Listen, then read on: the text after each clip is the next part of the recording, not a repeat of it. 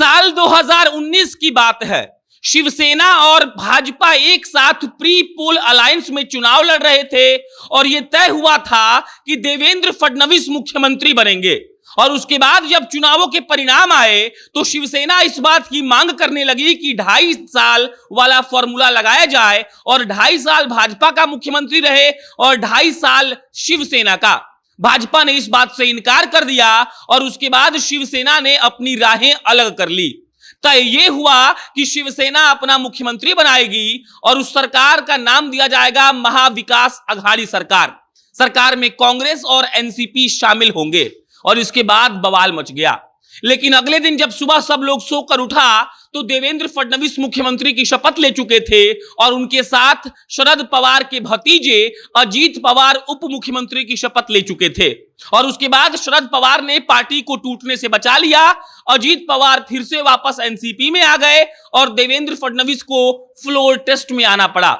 देवेंद्र फडणवीस ये जानते थे कि वो फ्लोर टेस्ट पास नहीं कर पाएंगे, लेकिन उससे पहले ही अजीत पवार इस्तीफा दे देते हैं और देवेंद्र फडणवीस उसके बाद कहते हैं कि अजीत पवार के जाने के बाद मेरे पास बहुमत नहीं है, इसीलिए मैं भी इस्तीफा देता हूं। और इन सब खेल के बाद एक और खेल हुआ। शिवसेना ने सरकार बना ली, उद्धव ठाकरे मुख्यमंत्री बन गए और उसके बाद आज जो हुआ उसी का विश्लेषण हम आज की वीडियो में करेंगे।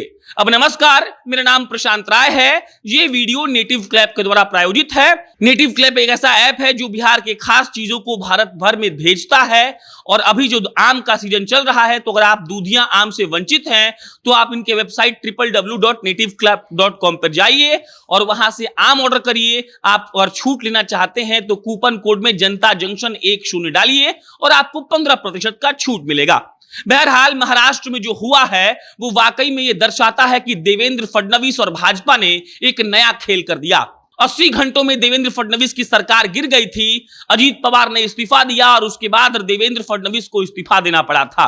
उसके 2.5 साल के बाद आज देवेंद्र फडणवीस ने उद्धव सरकार को उखाड़ कर फेंक दिया है और इसके बाद यह साबित कर दिया है कि अगर आप हमसे उलझेंगे तो हम भी आपको छोड़ेंगे नहीं। एकनाथ शिंदे, वो नाम जिसका पूरे भारत में अब प्रचार हो गया है, वो नाम जिसने शिवसेना के 39 विधायकों को एक साथ तोड़ दिया।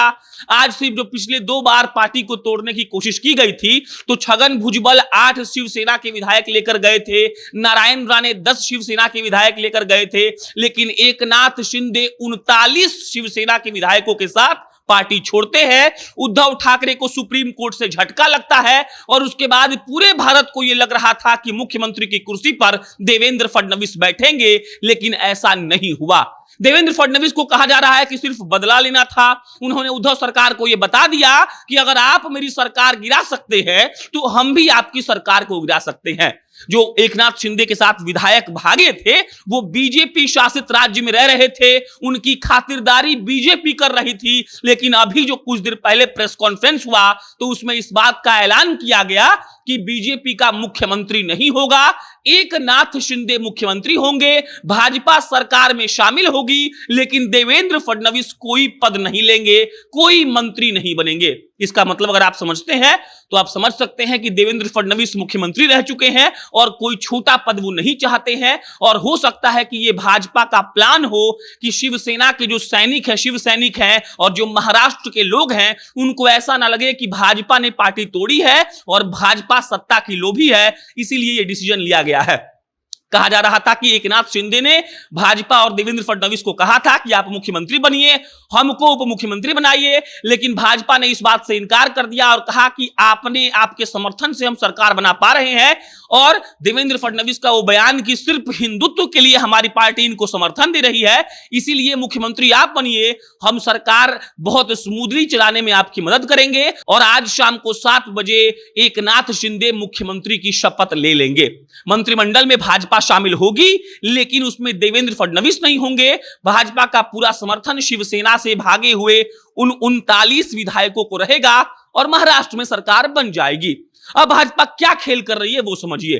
भाजपा शिवसैनिक और महाराष्ट्र के लोगों के दिमाग में यह डाल रही है कि हम सत्ता के लोभी नहीं है और उद्धव ठाकरे को मुख्यमंत्री की कुर्सी से हमने नहीं बल्कि एकनाथ शिंदे ने हटाया है। यह एक बहुत बड़ा चाल इसलिए है क्योंकि शिवसेना और महाराष्ट्र के लोगों में इस बात का रोष रहेगा कि देखिए शिवसेना को कौन तोड़ा, वो भाजपा इसमें शामिल नहीं हो रही है, मुख्यमंत्री भाजपा का नहीं बन रहा है, तो लोग इस बात पर सवाल नहीं उठा सकते हैं। उसके बाद अभी 2.5 साल का वक्त मात्र बचा हुआ है, 2.5 साल के बाद चुनाव होगा और भाजपा ये नहीं चाहती है कि 2.5 साल के लिए मुख्यमंत्री देवेंद्र फडणवीस बने। भाजपा ये चाहती है कि एक तरफ हम ये गेम कर देते हैं कि मुख्यमंत्री नहीं बनाते हैं और दूसरी तरफ जब अगली बार चुनाव होगा 2024 में तब हम अपना मुख्यमंत्री बनाएंगे और तब देवेंद्र फडणवीस को मुख्यमंत्री बना दिया जाएगा। बहरहाल जो सबसे ज्यादा चर्चा जिस बात की हो रही है, देवेंद्र फडणवीस का एक बयान है। जब उन्हें इस्तीफा देना पड़ा था तो उन्होंने सदन में महाराष्ट्र के विधानसभा में यह कहा था, मुझे बर्बाद होता देख मेरे किनारे पर घर मत बना लेना, मैं समंदर हूं, वापस लौट कर जरूर आऊंगा। और अब देवेंद्र फडणवीस जब वापस आए हैं तो उद्धव सरकार उनके लहर से बह गए हैं, शिवसेना के 39 विधायक उनके लहर में समा गए हैं, एकनाथ शिंदे नए मुख्यमंत्री बन गए हैं और वो 80 घंटे वाली सरकार का बदला कहा जा रहा है कि देवेंद्र फडणवीस ने उद्धव की सरकार से ले ली है। बाकी अब महाराष्ट्र में एकनाथ शिंदे मुख्यमंत्री बनेंगे, वो मुख्यमंत्री बनकर कैसा काम करते हैं और क्या क्या इस पर पॉलिटिकल अपडेट आएगा आपको हम समय समय पर बताते रहेंगे। बाकी आप जनता नेशन देख रहे थे, मेरा नाम प्रशांत राय है, बहुत बहुत धन्यवाद।